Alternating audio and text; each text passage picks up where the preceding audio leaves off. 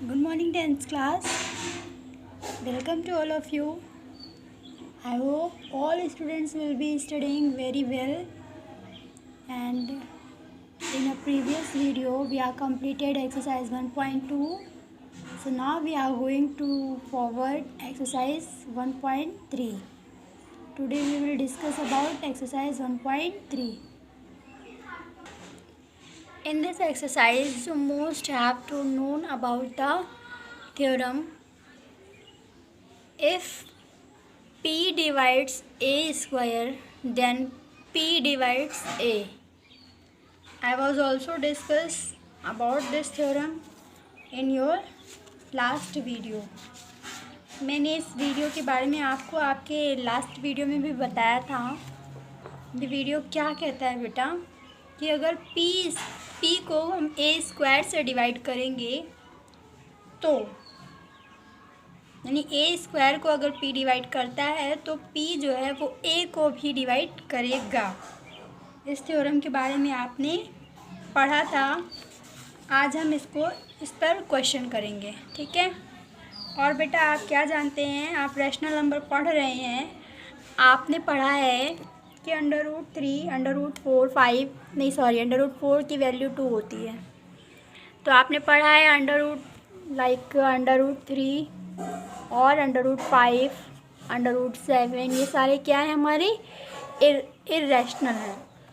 तो आज बेटा हम लोग क्या करेंगे, इन्हीं सब बातों को प्रूफ करेंगे, ठीक है। हमें आपको क्या करना है, इस सब चीज़ों को प्रूफ करना है, ठीक। क्या प्रूफ करना है हमें, हम सबसे पहले लिखेंगे कि प्रूफ ना लिखिए, आप ये सब कुछ ना लिखिए, आप यहाँ पे सीधे सॉल्यूशन डालिए। और सॉल्यूशन है आपका फर्स्ट, ये है आपकी एक्सरसाइज 1.3, ठीक है बेटा। सॉल्यूशन फर्स्ट में आपको क्या करना है, आपको शो करना है कि √5 क्या है, एक इर्रेशनल नंबर है।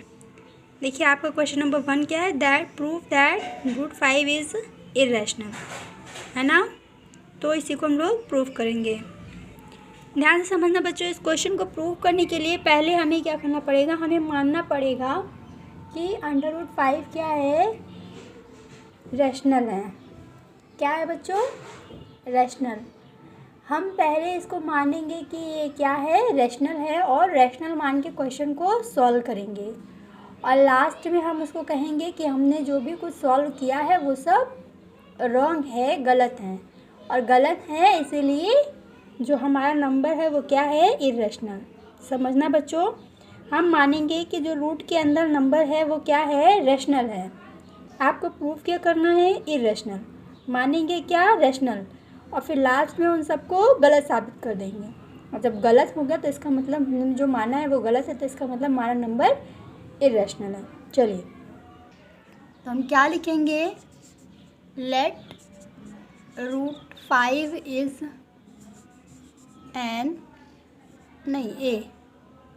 Late √5 is a rational number, ठीक है बेटा। अगर √5 रैशनल नंबर है तो आप लिख सकते हो कि √5 इज़ इक्वल टू A/B लिख सकते हैं, क्योंकि A/B की फॉर्म को ही आप क्या कहते हैं, रैशनल नंबर। अब आप क्या करेंगे, बोथ साइड स्क्वायर कर देंगे, बोथ साइड स्क्वायर, ठीक है। टेकन स्क्वायर बोथ साइड जब स्क्वायर करेंगे, यहाँ क्या हो जाएगा, 5 is equal to A²/B²। Clear. यहाँ से क्या हो जाएगा, 5B² is equal to A²। ठीक है बेटा। यहाँ से क्या हो जाएगा, B² is equal to A² divide by 5। ये क्या हो गई आपकी इक्वेशन नंबर फर्स्ट, ठीक है। ये क्या हो गया बेटा, इक्वेशन नंबर फर्स्ट। आपने क्या देखा था अभी थ्योरम में ऊपर कि अगर कोई PA² को डिवाइड करता है तो PA को भी डिवाइड करेगा। आप क्या देख रहे हो यहाँ पर, ये जो B² है, ये 5 जो है ये ए स्क्वायर को डिवाइड कर रहा है ना। हम यहाँ से लिख सकते हैं कि 5 किसको डिवाइड कर रहा है, ए स्क्वायर को। हमने लिख दिया कि 5 डिवाइड्स ए स्क्वायर, दस 5 डिवाइड्स ए, उसी थ्योरम के अकॉर्डिंग, है ना बेटा। समझना पूरा यहाँ पर क्या है कि हमने सबसे पहले उसको मान लिया, √5 को मान लिया कि वो क्या है, रेशनल, यानी a upon b, both side square कर दिया, तो 5 = a square upon b square. ठीक है, अभी 1 2 हो जाएगा तो 5b² = a square, B square को अकेले रहने दिया, यहाँ पे क्या आ गया, ए स्क्वायर डिवाइड बाई ए। इसका मतलब 5 डिवाइड कर रहा है ए स्क्वायर को, यानी कि 5 जो है वो ए स्क्वायर को भी डिवाइड करेगा। यहाँ पे आपने इसको क्या मान लिया था बेटा, इक्वेशन नंबर फर्स्ट मान लिया था। ठीक है, अब हम लोग क्या करेंगे, हम मान लेंगे थोड़ी देर के लिए कि ए स्क्वायर = सी। ए स्क्वायर = क्या मान लिया बेटा, सी। ठीक है, या ए स्क्वायर या एक काम करो, ए स्क्वायर = सी ना मानो आप, यहाँ पे ए स्क्वायर = क्या आया था, ए स्क्वायर = 5b आया था, है ना। तो हम ए = क्या लिख सकते हैं, 5b भी लिख सकते हैं, है ना। ए = क्या लिख देंगे, 5b। ठीक बेटा,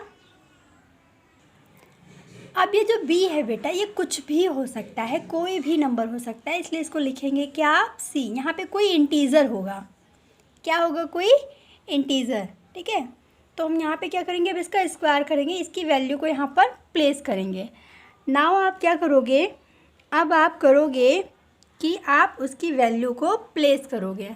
ठीक है, हम मानेंगे बेटा कि ये कोई हमारा इंटीज़र है, क्या है, इंटीज़र, और अब हम इस इंटीज़र को फिर से यहाँ पर प्लेस करेंगे। ठीक है, ए की जगह पे, केवल ए की जगह पे क्या प्लेस कर दिया, 5c। ठीक, तो अभी आप यहाँ पे क्या करेंगे, यहाँ पे राइट करेंगे 5b² = अब आप लिखोगे 5b² = ए स्क्वायर की जगह पे, यहाँ पे ए स्क्वायर है, मैंने माना है ए = तो यहाँ पे हम प्लेस करेंगे, यहाँ पे क्या हो जाएगा, 5c, इस पर देखो स्क्वायर लगा है ना, स्क्वायर कर दिया।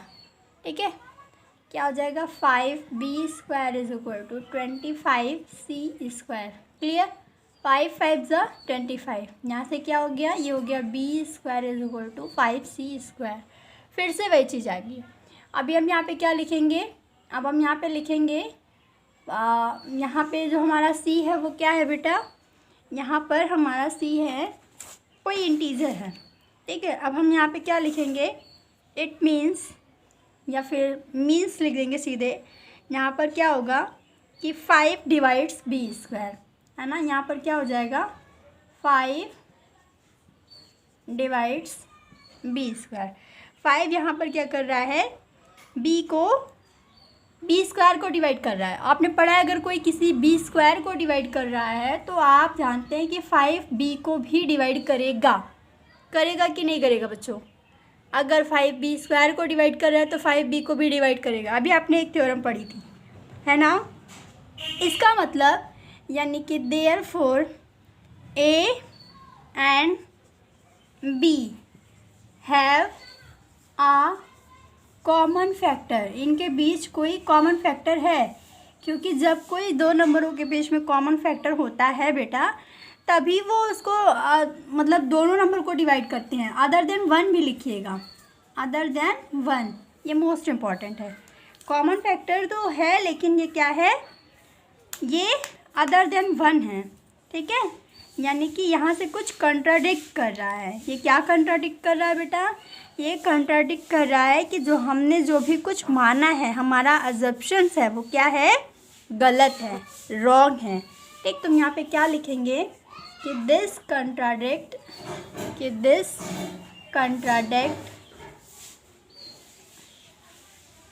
आवर सपोजिशन इज़ रॉन्ग, या our assumption is wrong. Our supposition is wrong, मैंने शुरुआत में माना था ना, लेट किया था, वो क्या है, रॉन्ग है। अगर ये रॉन्ग है यानी कि हेंस √5 इज़ इर्रेशनल नंबर। अगर ये गलत है तो √5 कैसा नंबर है, इर्रेशनल नंबर है। कोई डाउट बच्चों, फिर से देखो, हमने क्या मान लिया है कि रूट 5 कैसा नंबर है। हमने सपोज कर लिया, देखो यहाँ पे क्या है, let root 5 is equal to rational number. ये रैशनल नंबर मान लिया, करना था इसको इरेशनल, मान लिया रैशनल। ने बोथ साइड स्क्वायर कर लिया, यहाँ से क्या गया 5b² is equal to a²। ठीक है, अब इसका मतलब कि 5 के अगर ए स्क्वायर को डिवाइड कर रहा है तो 5a को भी डिवाइड करेगा, क्योंकि हमारी थ्योरम भी कहती है। हमने माना कि 5 यहाँ पे a², यहाँ पे कोई इंटीजर है, ठीक है, c मान लिया, उसकी वैल्यू को यहाँ पर प्लेस कर दिया, तो b² is equal to 5c² होगा। यहाँ से भी वही बात निकल के आई।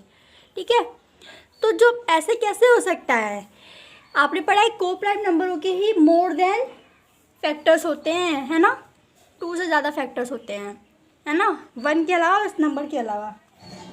अदरवाइज ये फिर क्या हो जाता, प्राइम नंबर हो जाता। तो ये क्या है बेटा, जो हमने सपोज किया था वो सारा का सारा सपोजिशन रॉन्ग है, यानी कि गलत है। ठीक है, अब मैं आपको एक सोल्यूशन नंबर 2 भी बता दे रही हूँ। अब बेटा उसके बाद सोल्यूशन नंबर 2 बताने के बाद आप सारे क्वेश्चंस को खुद से ही करोगे। ठीक है, तो सोल्यूशन नंबर 2 भी देख लो। यहाँ पे आपके पास क्वेश्चन क्या है, 3 + 2√5। ठीक, 3 + 2√5, ये आपको क्या करना है, इसको इरेशनल दिखाना है। अगर इरेशनल दिखाना है तो सबसे पहले आप इसको क्या मानेंगे, इसको आप रैशनल मानेंगे। तो रैशनल है तो आपने क्या कर लिया, a/b। आप क्या करोगे, आप इसको राइट साइड ले जाओगे। यहाँ पे क्या हो जाएगा, 2√5 is equal to a/b -3। Clear. अब ये 2 यहाँ पर क्या आ जाएगा, इस साइड ये भी आ जाएगा, तो हमारे पास क्या हो जाएगा, हमारे पास हो जाएगा √5 is equal to a - 3b/2b। ठीक है, और आप देख रहे हो यहाँ पर क्या है, √5 की जो वैल्यू है वो अपॉन में है, और अपॉन में है इसका मतलब ये क्या है, फ्रैक्शन वैल्यू है। और फ्रैक्शन वैल्यू है तो इसका मतलब ये कैसी वैल्यू है, रैशनल वैल्यू है। ठीक है, ये कैसी वैल्यू है, रैशनल वैल्यू। ठीक, तो अब हम लोग क्या लिखेंगे, हेंस, यहाँ से क्या हमको पता चला कि हेंस √5 इज़ रैशनल। यहाँ से क्या हमको पता चल रहा है कि √5 कैसा नंबर है, एक रैशनल नंबर है। यहाँ से ये पता चल रहा है। ठीक है, यहाँ से पता चल रहा है कि √5 एक रैशनल नंबर है। ठीक है, लेकिन ये क्या कर रहा है, but this contradict the fact that √5 is irrational. लेकिन अभी हमने पढ़ा था कि √5 कैसा नंबर है, इरेशनल, है ना। ये हमारे फैक्ट को क्या कर रहा है, कंट्राडिक्ट कर रहा है। आपको लिखना पड़ेगा, but this contract the fact, but this contradict √5 is irrational। सो यहाँ से हमको क्या पता चल गया, 3 + 2√5 इज ऑल्सो इरेशनल। इसका मतलब 3 और √5 जो है वो भी क्या है, इरेशनल नंबर है। ठीक है बेटा, अब इसके बाद जो बचे हुए क्वेश्चन है उसको आपको करना है। अब हम लोग पढ़ेंगे एक्सरसाइज 1.4, और 1.4 को पढ़ने के लिए आपको एक थ्योरम जाननी पड़ेगी। ठीक है, थ्योरम देखिए, ये है बेटा थ्योरम, कि अगर आपके पास कोई P/Q फॉर्म का नंबर है और आपको पता करना है कि वो टर्मिनेट है या नॉन टर्मिनेट। ठीक है, टर्मिनेट मतलब जिसके डेसिमल्स क्या होते हैं, ख़त्म हो जाते हैं कहीं ना कहीं, और नॉन टर्मिनेट जिसका डेसिमल कभी भी ख़त्म नहीं होता है। ठीक है, तो यहाँ पर हमें उसको क्या करना होगा, आपको वही दिखाना है कि कब टर्मिनेट हो रहा है, कब नॉन टर्मिनेट। उसके लिए एक थ्योरम क्या कहती है बेटा, कि अगर कोई भी नंबर 2n × 5m से कम्प्लीटली डिविजिबल है तो वो क्या होगा, टर्मिनेट या नॉन टर्मिनेट, हमें उसी से पता चलेगा। चलिए देखिए, देखो बेटा मैं आपको एग्जांपल से समझा रही हूँ। जैसे एग्जाम्पल यहाँ पे आपके पास क्या है, 0.37 है ना, 0.37 है। अब बताओ 0.37, इसके बाद कुछ नहीं है, ये टर्मिनेट है या नॉन टर्मिनेट। तो आप कहेंगे कि यहाँ पर इसके डेसिमल क्या हो गए, फिनिश हो गए। तो तो ये कैसा हो जाएगा, ये हो जाएगा टर्मिनेट। ये क्या हो गया, ये टर्मिनेट हो गया, है ना, क्योंकि यहाँ पे इसके डेसिमल क्या हो गया, स्टॉप हो गए। अब आपको इसको पता नहीं करना है, ऐसे नहीं करना है, करना तो है पता, लेकिन ऐसे नहीं करना है। अब आप क्या करेंगे, इसको करेंगे 37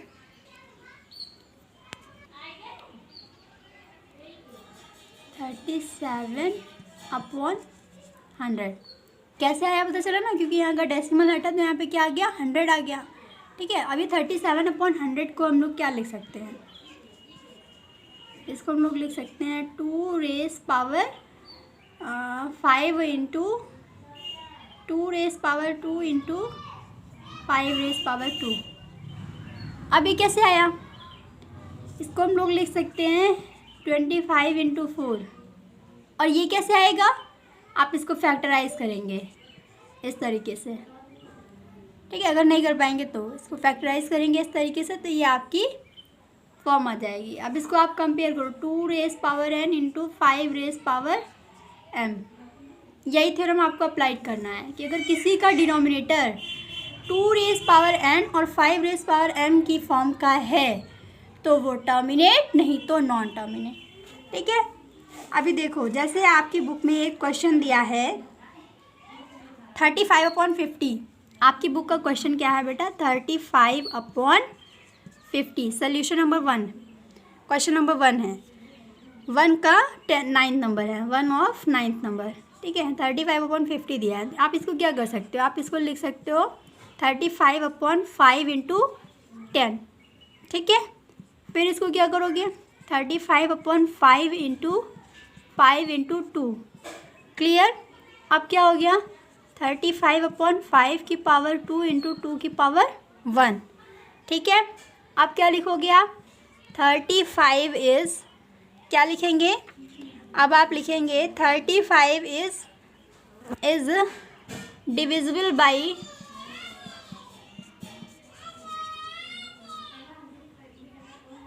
5 raise power m, 2 raise power n और 5 रेस पावर m।